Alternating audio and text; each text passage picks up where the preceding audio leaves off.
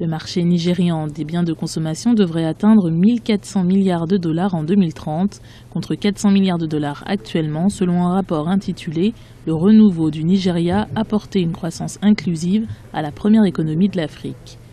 Des prévisions qui révèlent l'émergence d'une nouvelle classe de consommateurs, dont l'une des caractéristiques est notamment de pouvoir accéder à des produits de luxe. Si vous prenez juste la classe moyenne émergente et les consommateurs de base de produits de luxe, vous avez plus de 25 à 30% de la population qui se permettent des produits de haut de gamme, même si pour certains d'entre eux cela signifie consommer ces marques d'1 à 2 fois par mois. Mais le fait demeure que beaucoup de consommateurs de champagne appartiennent à un certain rang. Ces gens veulent être vus avec. Donc vous avez la tendance que nous avons vue sur le marché, c'est le consommateur émergent qui, quand il veut se vanter, dépense plus d'argent sur les marques.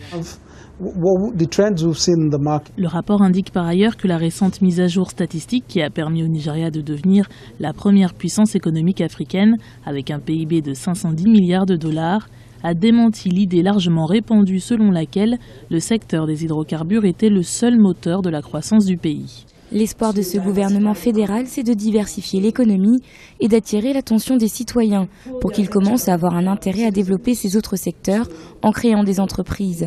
C'est de cela dont il s'agit. Le gouvernement fédéral engage et développe des politiques pour attirer tant les entrepreneurs locaux que des investisseurs étrangers dans l'économie, surtout dans le secteur de l'agriculture.